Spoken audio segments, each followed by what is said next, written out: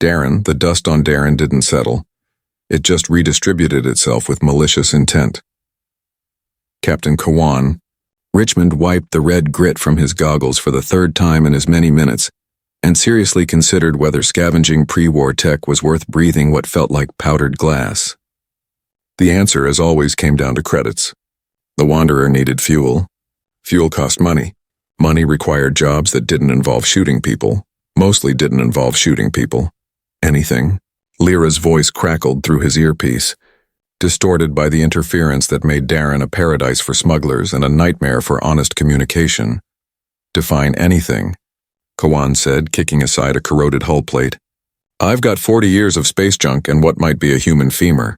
Is it your femur? Not yet. Then keep looking. We need something we can actually sell, Captain. Kawan grunted acknowledgement and moved deeper into the graveyard. That's what they called this place. The boneyard of Darren, where ships came to die and scavengers came to pick the corpses. 50 square kilometers of wreckage from a dozen species, 3 major wars, and countless personal disasters. The wind kicked up, howling through the twisted metal skeletons. Kawan pulled his scarf tighter across his face. Somewhere in the rust-colored haze, a scavenger's beacon blinked, someone else working the field. He made a mental note of the direction and adjusted his course to avoid conflict. Territorial disputes out here were settled with whatever weapons came to hand, and he'd left his rifle on the Wanderer. Not his smartest decision. But then again, he'd made worse. 10 years ago, for instance, Kawan shoved the thought down before it could take root. The past was a luxury he couldn't afford, especially not that particular piece of past. He had a ship to maintain, a crew to feed, and a reputation as someone who got the job done without asking questions. The irony wasn't lost on him. He was 2 hours into the sweep when he found the Kalen transport. It was half buried in a dune, canted at an angle that suggested a hard landing rather than a controlled descent. The hull was scarred with carbon scoring. Weapons fire, probably plasma cannons from the pattern. Kawan approached carefully, scanning for power signatures. Dead. The ship had been cold for years. The hatch had been forced open from the outside, its locking mechanism destroyed by a cutting torch. Someone had been here before him. Probably stripped anything obvious and moved on. Still, Kawan climbed inside, his boots clanging on the metal deck. The interior was a mess, panels torn open, wiring pulled out, storage compartments ransacked. Standard scavenger work, quick and dirty. They'd missed the usual spots, though. Amateurs. He worked methodically through the cargo bay, using his multi-tool to pry open concealed compartments in the floor plating. The Kalen were paranoid about theft, which meant they built redundancy into everything. Most scavengers gave up after finding the obvious caches. The third compartment yielded a data core, corrupted, but maybe salvageable. The fourth held medical supplies, expired but still worth something on the black market. The fifth, Kawan froze. The compartment was small, barely larger than his hand. Inside, wrapped in preservation cloth, was a bracelet. It was delicate, made of silver wire woven in patterns that hurt to look at. Kalen artistic sensibilities translated poorly to human neurology. Embedded in the weave were stones that caught the light filtering through the transport's cracked viewport. Blue-white, like captured starlight. Sarath stones. Royal Sarath stones. Kawan's hand trembled as he lifted the bracelet. It was sized for a child. Memory hit him like a plasma round to the chest. 10 years ago. Planet Athos. 0347 hours. The palace was burning. Captain Kawan Richmond, then Lieutenant Richmond, led his fire team through corridors choked with smoke and the dying. The mission was clear. Extract high-value intel from the Kalen Command Center before the orbital bombardment began. They had 17 minutes. Move, move, he shouted, though his team couldn't hear him over the roar of flames and the screaming. The Kalen weren't supposed to still be here. The evacuation order had been issued 3 hours ago. The brass swore the palace was empty. The brass lied a lot. They found the chamber by accident. Kawan took a wrong turn, avoiding a collapsed ceiling. The door was half open, and through it he saw her, a child. Maybe 6 years old. Kalen, with the characteristic iridescent skin and 2 large eyes. She wore a nightgown that had probably been white before the smoke. On her wrist, a silver bracelet caught the firelight. "Command, we have a civilian." Kawan barked into his comm. Child, possibly royal family. Requesting evac extension. Negative Delta 7. You have 14 minutes to reach extraction. Bombardment timeline is locked. There's a kid here. You have your orders, Lieutenant. Extract or die. His team was already moving past him, following protocol. Kawan stood in the doorway, frozen between duty and something he couldn't name. The child looked at him. Through him. Her eyes weren't afraid, they were accusing. He made his choice. Kawan ran into the chamber, reaching for the girl. She backed away, crying out in Kalan, words he didn't understand but recognized as a plea. He grabbed her anyway, pulling her toward the door. The ceiling came down. When he woke up, he was in the med bay of the Valiant. His team had dragged him out after the collapse, barely making extraction. The bombardment had proceeded on schedule. He asked about the girl. No one would look him in the eye. Planet Athos was declared a strategic loss. The Kalan Empire filed formal protests. Queen Rhea Isharan's daughter, Princess Ara, was listed among the dead. Kawan was commended for attempting civilian rescue under fire. He resigned his commission 6 months later. Captain? Kawan, you copy? Lyra's voice snapped him back to the present. He was still kneeling in the Kalan transport, the bracelet clutched in his hand hard enough to leave imprints.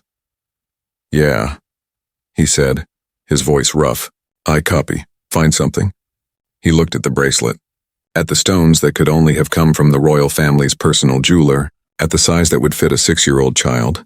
She's dead. She died on Athos. You tried to save her and failed. The past is dead, but the bracelet was here on Darren, in a transport that had been abandoned, not destroyed, hidden, not displayed as a trophy.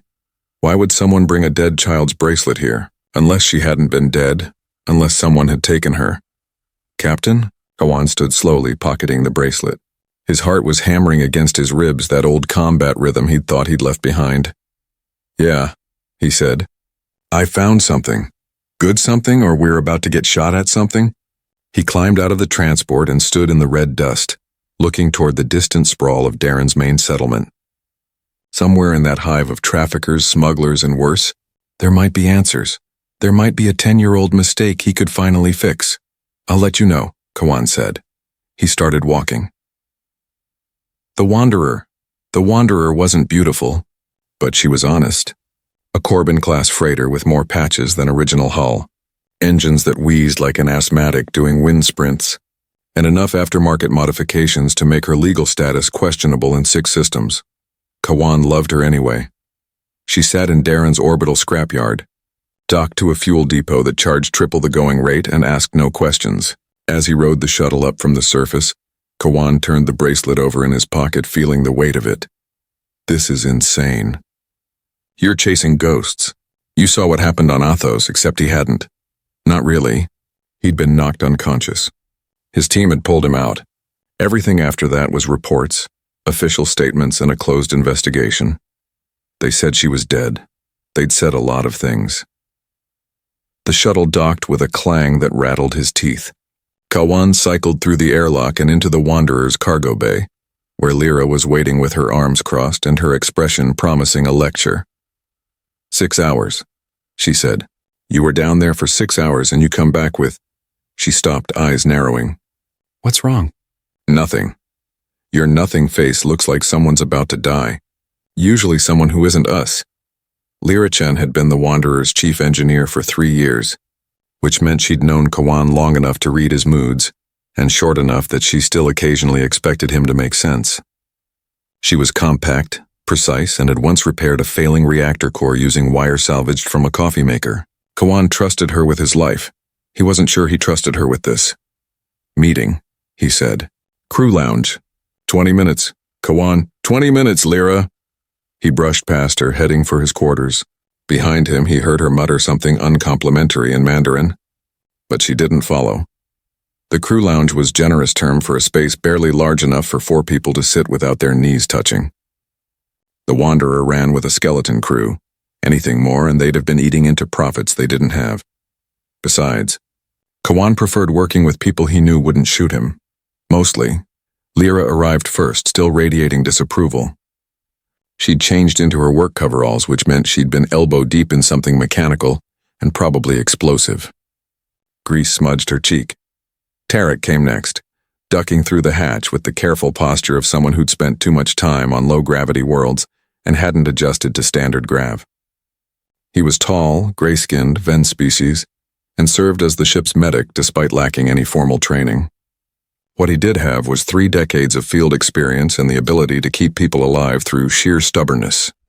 Keep people alive through sheer stubbornness. This better be important, Tarek rumbled, folding himself into a chair that creaked ominously. I was in the middle of organizing the medical bay. You were napping, Lyra said. Organizing is mentally exhausting. The last to arrive was Rena. She slipped through the hatch like smoke, all lean muscle and predatory grace. Ex-military, she wouldn't say which branch or which side, and the closest thing the Wanderer had to a weapons specialist. Her hair was cut military short, revealing the neural port behind her left ear that she refused to discuss. She took one look at Kawan's face, and her expression went flat. We're taking a job, she said. It wasn't a question. Maybe. Is it legal? Also maybe. Rena leaned back, arms crossed. I'm listening. Kawan pulled the bracelet from his pocket and set it on the table. In the harsh light of the lounge, the Sarath stones glittered like trapped stars. No one spoke.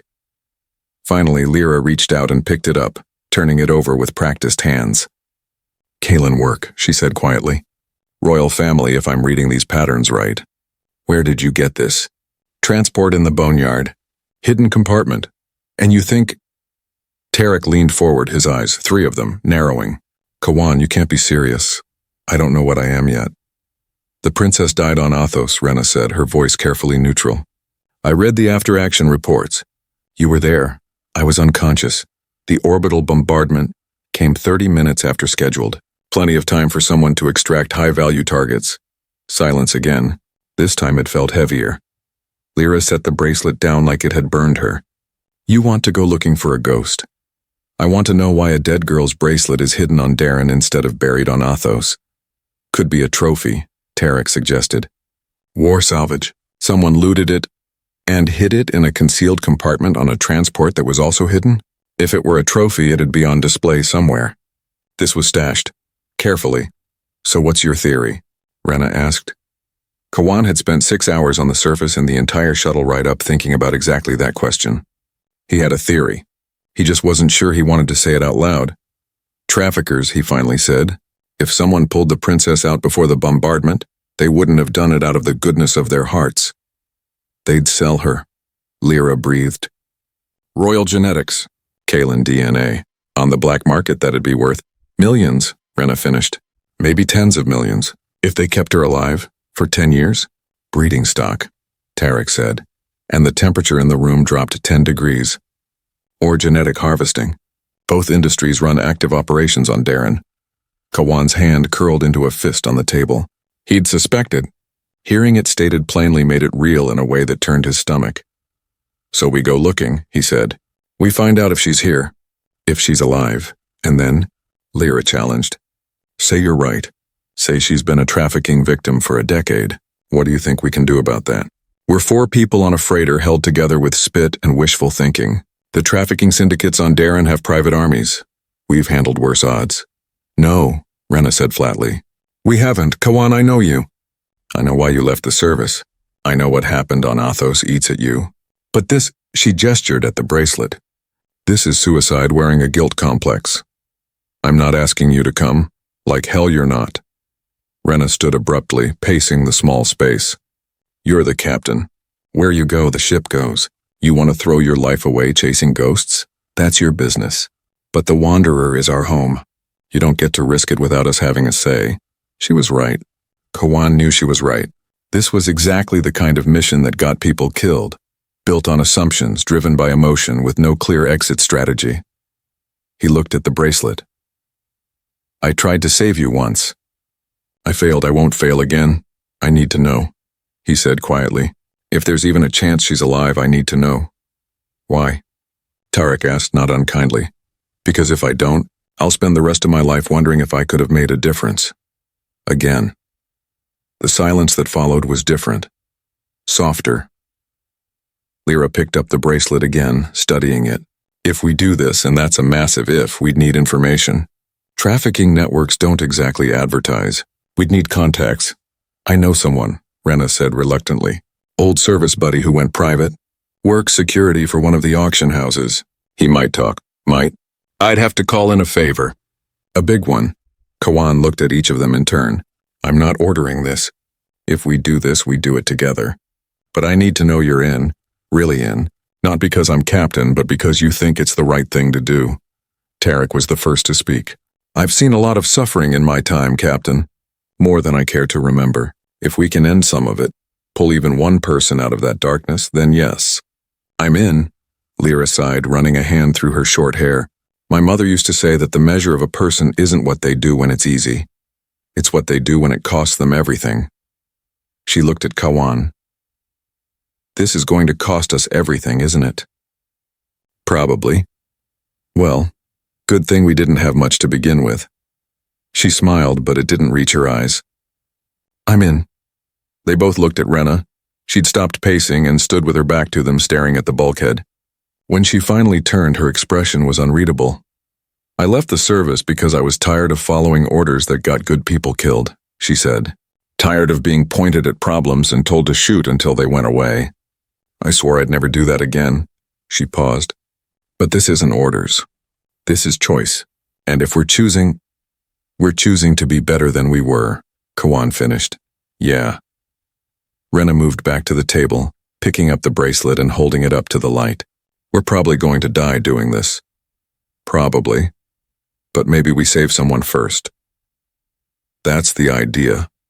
She set the bracelet down and extended her hand. Then let's go save a princess. One by one, they all placed their hands on top of hers. In the cold dark of space, aboard a ship that shouldn't fly and crewed by people who shouldn't care, they made a promise. They'd bring her home, or die trying. The underground Darren's main settlement wasn't a city so much as a tumor. Sprawling, chaotic, and fed by the rot of everything else. It had grown around the original mining colony, absorbing abandoned structures and crashed ships until the distinction between building and wreckage became philosophical. Kawan hated it immediately. Stay close, Rena said as they descended from the shuttle. She'd changed into civilian clothes, worn jacket, nondescript pants, but Kawan could see the outline of at least 3 weapons on her person. The Warrens don't have much in the way of law enforcement, and what they do have is bought and paid for. The Warrens. That's what locals called the Market District, a maze of tunnels and structures built into the skeletal remains of a crashed dreadnought. 50,000 people lived and worked in its shadow, trading in everything from food to flesh. Your contact knows we're coming, Kawan asked. I sent word. Whether he'll see us is another question. They moved through the crowds, and Kawan kept his hand near his sidearm. The people here were a mix of species. Human, Kalen, Ven, Skirin, and others he didn't recognize. Most looked like they'd seen too much and survived too long. Predators and prey, all mixed together. Street vendors hawked their wares in a dozen languages. Food carts sold things Kawan didn't want to identify. In the shadows between stalls, he caught glimpses of other transactions, data chips, weapons, medical supplies marked with military serials and people. He saw a Skirin child being led away by a human in expensive clothes. Saw a group of women, Kalen by their skin, standing behind reinforced glass while potential buyers examined them like livestock. Saw a man with fresh neural ports arguing with a dealer over installation fees. Tarek, walking beside him, made a low sound of disgust. Keep moving, Rena said quietly. You can't save them all. But we can save one, Lyra murmured from his other side. They descended deeper into the Warrens, leaving the relative openness of the market for narrow corridors lit by failing glow strips. The air grew thick with humidity and the smell of too many bodies in too small a space. Doors lined the passages, some sealed, others open to reveal apartments barely larger than closets. Rena stopped at an unmarked door and knocked 3 times, paused, then twice more. The door cracked open.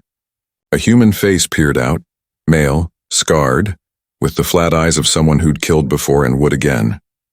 Rena Voss, the man said. Heard you were dead. Disappointed? Depends on what you want. His gaze flicked to Kawan and the others. Friends? Crew, they're solid. The man considered, then stepped back. 5 minutes. And if anyone asks, you were never here. The apartment beyond was small but functional, military efficiency applied to civilian squalor. Weapons hung on the walls, none of them legal in this sector. A comm station blinked with encrypted channels. The man himself moved like Rena did, that particular grace that came from combat training that never quite faded. Marcus Trent, Rena said by way of introduction, used to run Black Ops for the Terran Expeditionary Forces. Now he provides security for people who pay well and ask few questions. Auction houses, Marcus said, settling into a chair. Specifically ones that deal in specialty goods. The kind that scream if you're not careful. Kawan's jaw tightened. Human trafficking. Among other things. Marcus didn't flinch from the accusation. I don't run the operations, Captain. I just make sure the buyers don't kill the merchandise before the transaction clears. It's not noble work, but it pays. And it lets you keep tabs on the trade, Rena said. Which is why we're here. Marcus's eyes narrowed. You're not here for a transaction. Information, Kawan said.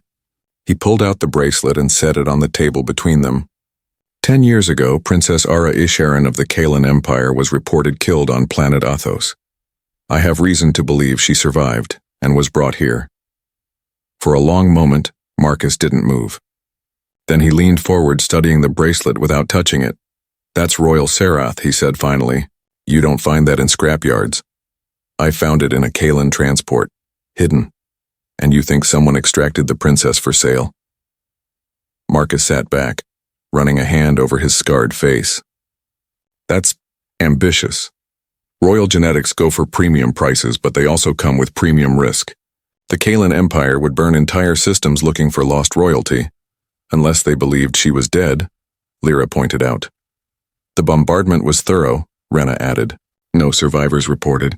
Easy to hide one body and millions of casualties. Marcus was quiet, his expression unreadable. Then why are you telling me this? Because if she's alive, she's in the system, Kawan said. And you know the system.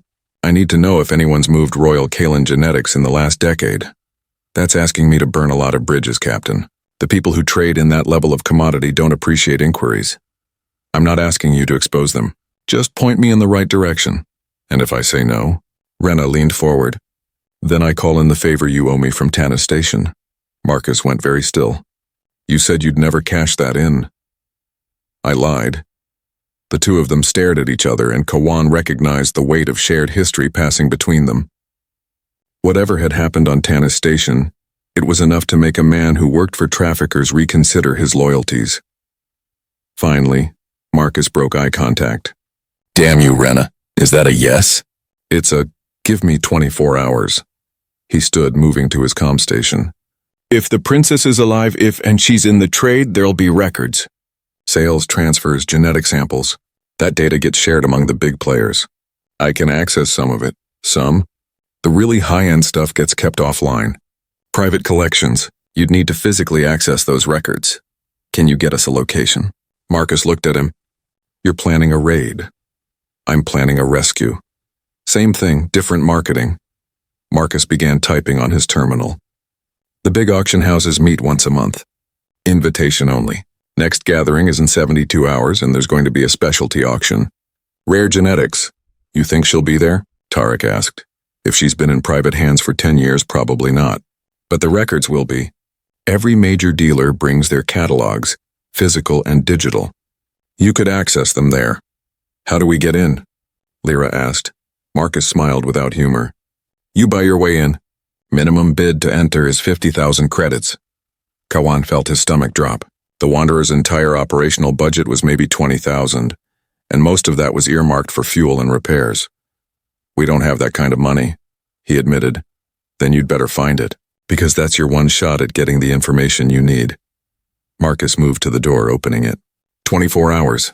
I'll dig up what I can about Princess Ara. But after that, we're even, Rena. And if this goes sideways, I never saw you. They filed out into the corridor. As Kawan passed, Marcus caught his arm.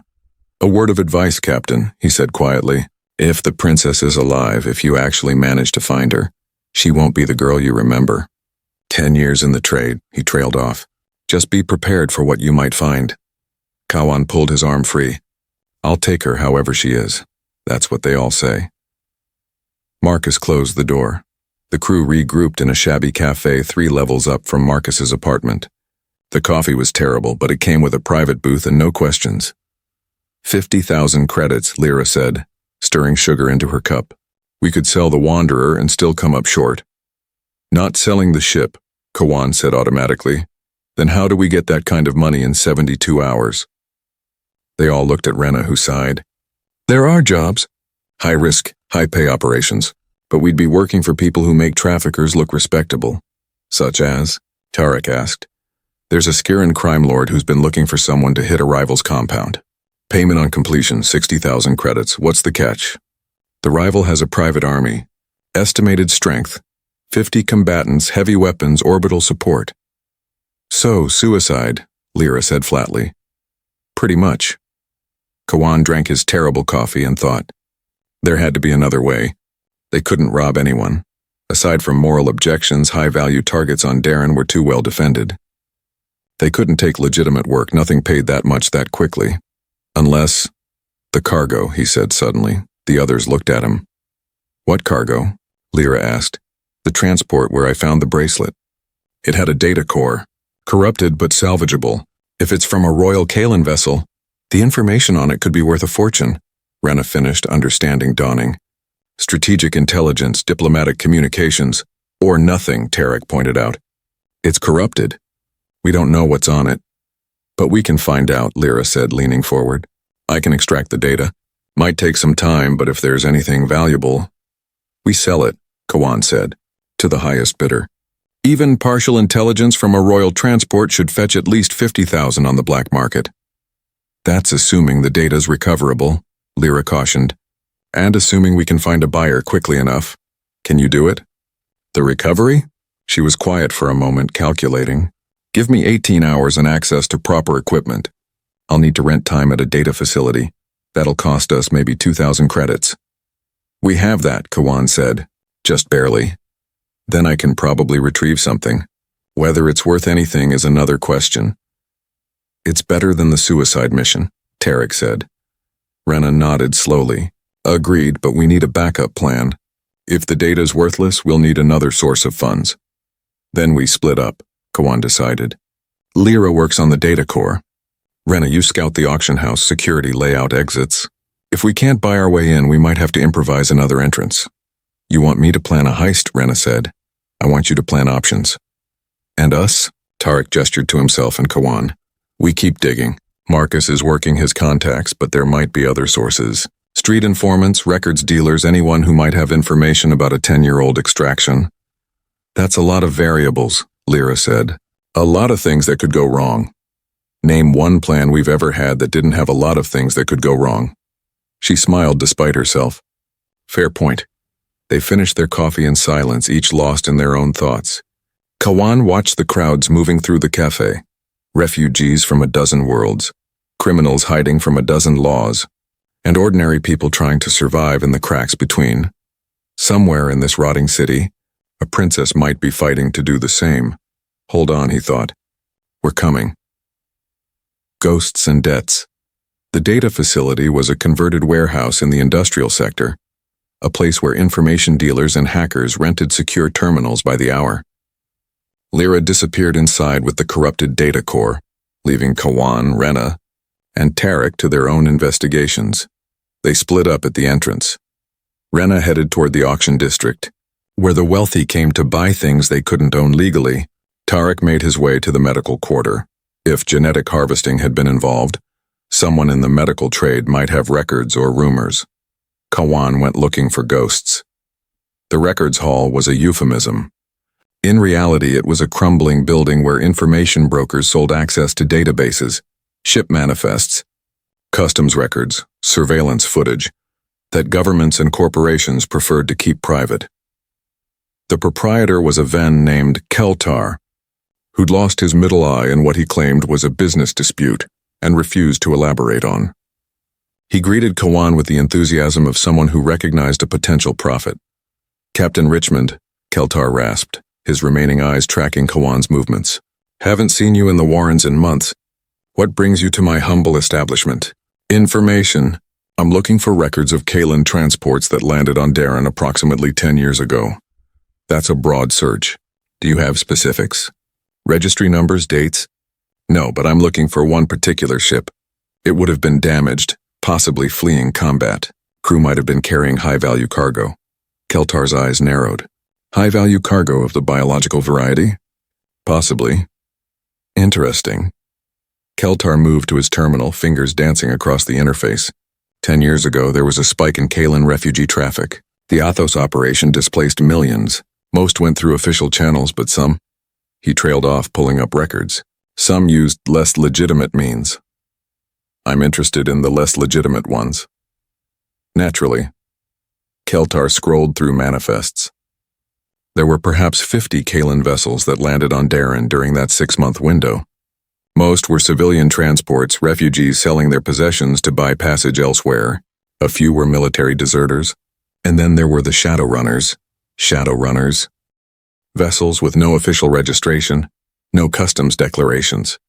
They land, offload cargo, and disappear before anyone asks questions. There were, he squinted at the screen, 7 such vessels matching your timeline. Can you give me their last known locations? That information is proprietary, Captain. It'll cost you, how much? 2,000 credits, Kawan winced. That was most of what they'd set aside for Lyra's data recovery. 1,000? And I'll owe you a favor. Your favors are worthless if you get yourself killed, which given the look in your eyes seems likely. But Keltar was smiling. 1,000?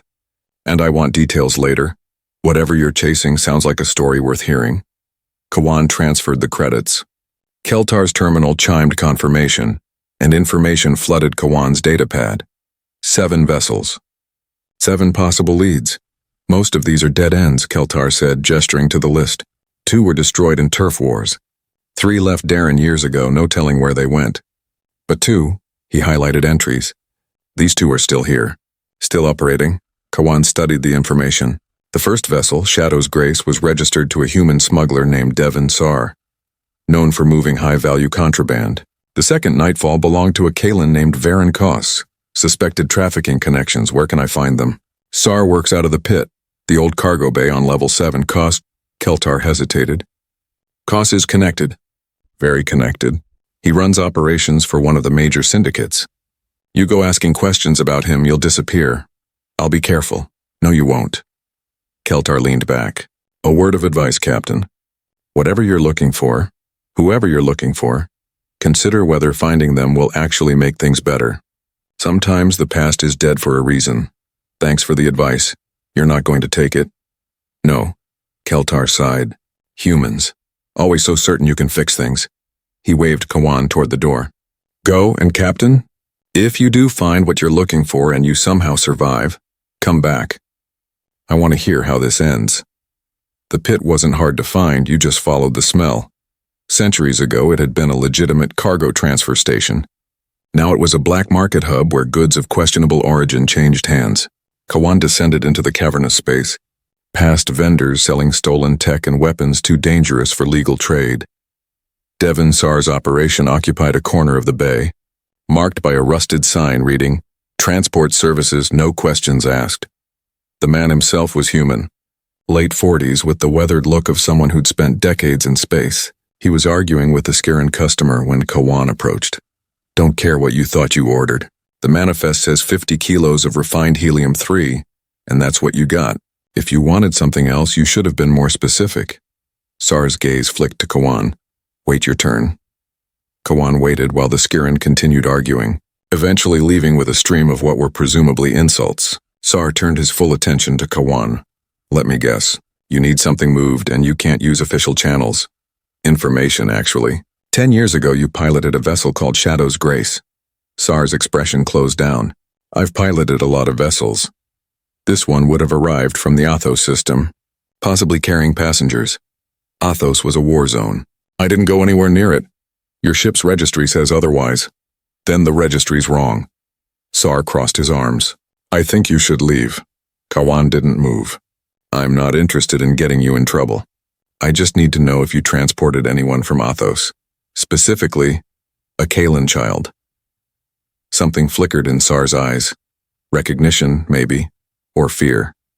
Even if I did, what makes you think I'd remember one passenger out of thousands? Because this passenger would have been valuable. Royal family valuable. Sar was quiet for a long moment. Then, follow me. He led Kawan away from the main bay into a storage area stacked with containers. Once they were alone, Sar turned. "You're looking for the Isharan girl." Kawan's heart hammered. "You remember her. Hard to forget. I was paid 50,000 credits to extract her from Athos. No questions, no records." Sar's expression was grim. "I thought I was doing a good thing. Saving a kid from a war zone. Who paid you?" "A Kalen." He said he was palace security evacuating the royal family. Seemed legitimate, but it wasn't. I figured that out later when I heard the princess was listed as dead. By then, Sar looked away. By then the trail was cold. I tried to find her, thought maybe I could, I don't know. Make it right. But she'd vanished into the trade. You sold her. Kawan's voice was flat. No. The Kalen who hired me took her. I just provided transport. But I've lived with that decision for 10 years, Captain. So whatever you're planning, whatever justice you think you're going to deliver, get in line. Kawan forced himself to stay calm. Sar had been a pawn just like he'd been. The Kalen who hired you. Did you get a name? Varen Kos, the second name from Keltar's list. Where can I find him? You can't. Or rather you can, but you won't walk away. Sar pulled out a datapad, typing quickly. Kos runs one of the biggest trafficking operations on Darren. He's got enforcers, facilities, and enough political connections to make him untouchable. If you go after him, I die. Yeah, I've heard that before. And yet you're still going to do it? Yes. Sar studied him for a long moment. Then he held out the datapad. That's everything I know about Kos's operations. Location, security protocols, known associates. It's not much, but it might keep you alive for an extra 5 minutes. Kawan took the datapad. Why are you helping me? Because 10 years ago I made a choice that destroyed a child's life. And every day since I've wondered if I could have done something different. Sar's voice was rough. You're trying to fix what I broke. That makes you either very brave or very stupid. Either way, I owe you this much, thank you. Don't thank me yet. If you actually manage to find the princess, if she's even alive, Kos won't let her go without a fight. And he's got resources you can't imagine. Then I'll have to be creative. Sar laughed, but there was no humor in it. Good luck, Captain. You're going to need it. Kawan was halfway back to the Wanderer when his comm chirped. Rena. Talk to me, he said. Got eyes on the auction house. Security's tight, armed guards, biometric scans, the works. There's no way we're sneaking in. So we buy our way in. How's the funding search going? I've got a lead on where the princess might be. But the person holding her, Kawan hesitated. It's going to be complicated. When is it ever simple? Rena paused. Kawan, I've been watching the buyers come and go. The kind of people who attend these auctions. They're not just rich. They're connected. Military officials, corporate executives, people with the kind of power that makes them untouchable. Your point? My point is that even if we get in, even if we find information about the princess, we're going to make enemies. Powerful ones. Are you prepared for that? Kawan thought about Athos, about fire and smoke in a child's accusatory eyes, about 10 years of guilt that had hollowed him out. Yes, he said. I am. Then I'll keep planning. Meet back at the ship in 6 hours? 6 hours. He ended the call and continued walking, Sar's datapad heavy in his pocket. Somewhere in the data was a path to Varen Kos, and Varen Kos was a path to Princess Era. Hold on, he thought again. We're almost there. Behind him in the shadows of the Warrens, eyes watched him go. The game had begun, and Kawan Richmond had just painted a target on his back. Breaking Point Lyra emerged from the data facility 17 hours after she'd entered, looking like she'd fought a small war and lost. Her hair was disheveled, her eyes bloodshot, and her hands trembled slightly as she accepted the coffee Kawan offered. Tell me you found something, he said. She drank half the cup before answering. I found everything. They were back aboard the Wanderer, gathered in the crew lounge. Rena had returned an hour earlier with detailed schematics of the auction house. Tarek had made contact with 3 medical professionals who'd hinted at genetic harvesting operations, but refused to name names. Now they all turned to Lyra. She connected her datapad to the lounge's display screen. The data core was deliberately corrupted. Someone tried to wipe it. But they did a sloppy job, probably in a hurry. I was able to recover about 60% of the original files. The screen flickered to life, showing a ship's manifest. Callan script, translated by the computer into standard. This is the Tal Sharon, Lyra continued, a royal courier vessel assigned to evacuate high-value personnel from Athos during the siege. According to the manifest, it was supposed to transport key diplomatic staff to a secure location in Kalen space. But it didn't, Rena said. No. The Tal Sharon diverted course 3 hours before the orbital bombardment. New destination Darren.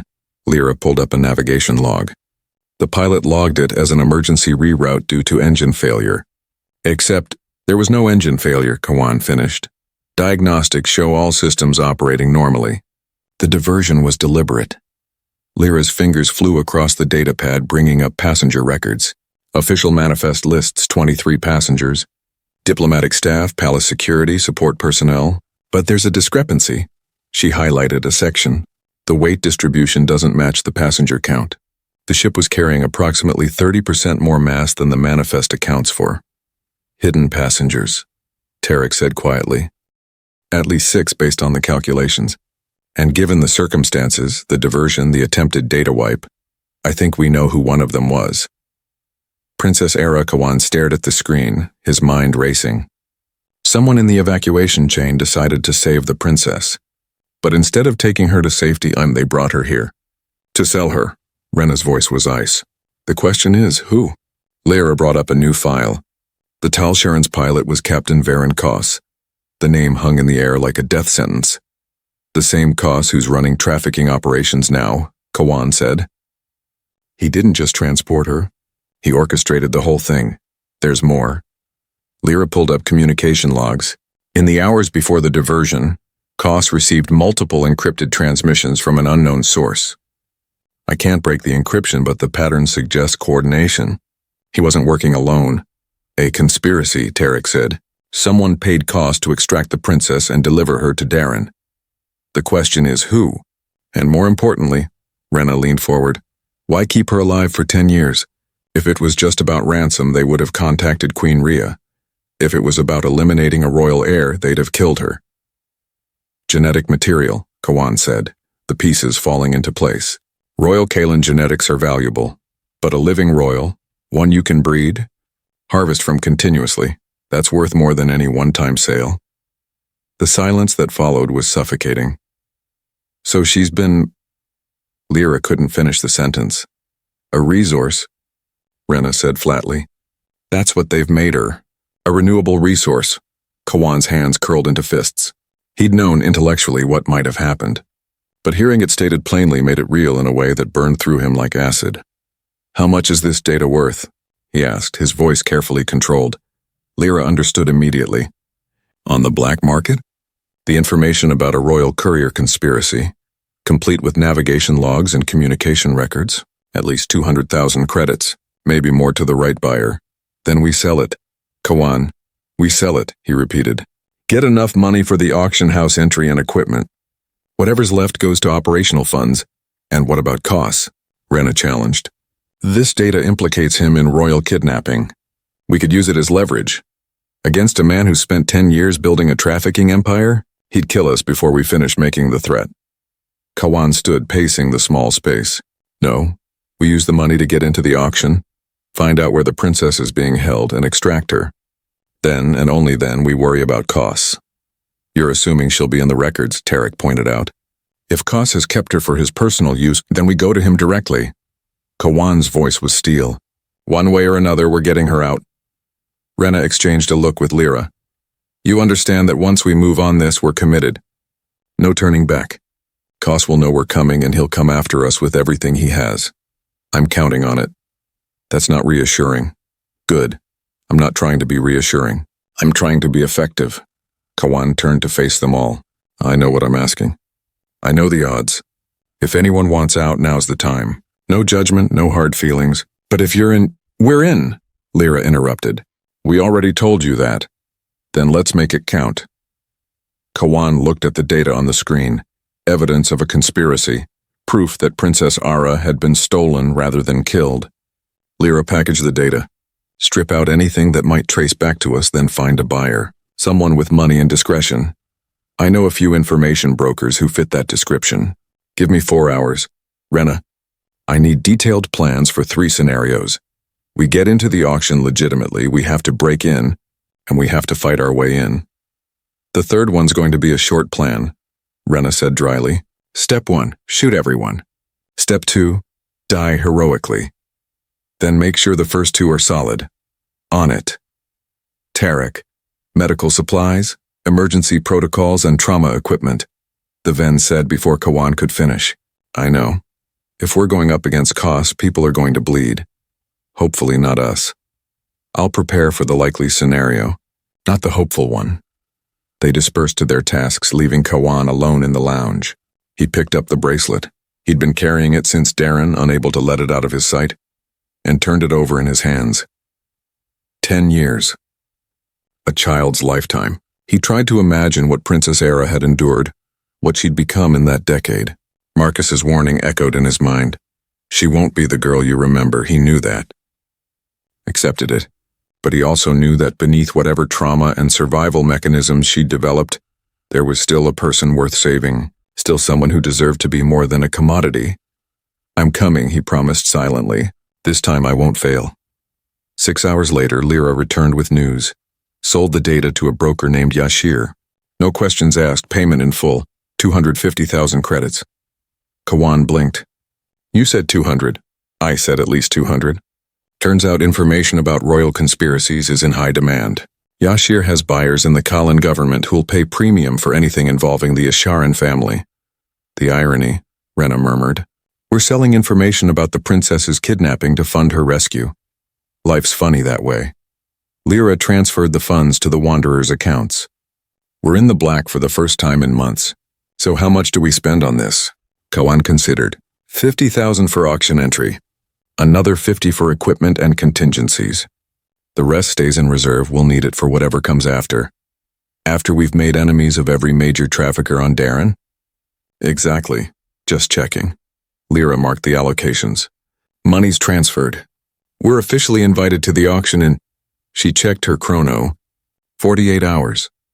48 hours to prepare for a mission that would either save a life or end several. Then let's get to work, Kawan said. Chapter 6. The Auction. Invitation came as a data chip delivered by courier. A Skiran who handed it to Kawan without a word and disappeared into the Warrens. The chip contained access codes, biometric requirements, and a list of rules that boiled down to bring money, keep quiet, and don't start trouble. Kawan had no intention of following any of them. The auction house was called the Gallery, which was like calling a slaughterhouse a processing facility. Technically accurate but misleading. It occupied the converted ballroom of what had once been a luxury hotel, back when Darren had pretensions of legitimacy. Now the gilded walls and crystal chandeliers framed transactions in human misery. Kawan wore the closest thing he owned to formal clothes, dark pants, a jacket that almost fit, and boots that had been polished for the occasion. Lyra had done something to his hair that made him look less like a spacer and more like someone who might have 50,000 credits to spend on living property. He hated everything about it. Rena accompanied him, playing the role of bodyguard. She'd somehow acquired formal security attire that made her look simultaneously professional and capable of killing everyone in the room. Tarek and Lyra remained on the Wanderer, monitoring communications and ready to extract them if things went wrong.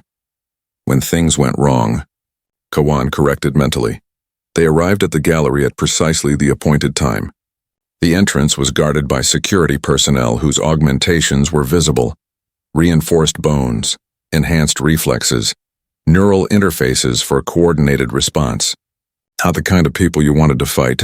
Invitation, the lead guard said, his voice modulated by throat implants. Kawan handed over the data chip.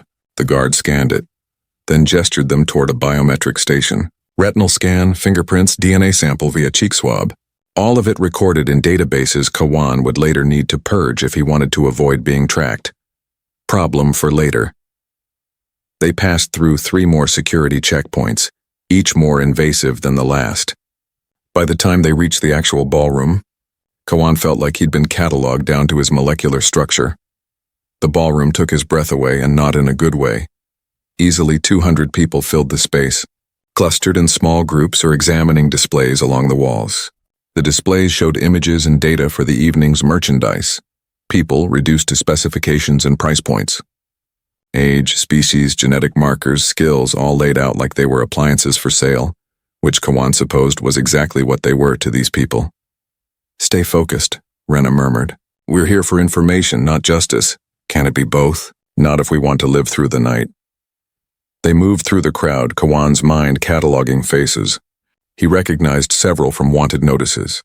A Terran industrialist accused of illegal genetic research. A Kalan official wanted for embezzlement. A human warlord from the outer reaches who'd committed atrocities. Even other warlords found excessive. These were the people with enough money and moral bankruptcy to attend an event like this. Catalogs are over there, Rena said, nodding toward a series of terminals along the far wall. Private records access requires verification. We'll need to... Captain Richmond, Kawan froze. That voice. He turned slowly. Marcus Trent stood behind them, dressed in security attire similar to Rena's. He looked uncomfortable but professional. Marcus, Rena said carefully. Working tonight? Double shift. The big auctions always need extra security. His eyes flicked between them. Didn't expect to see you here. Last-minute invitation.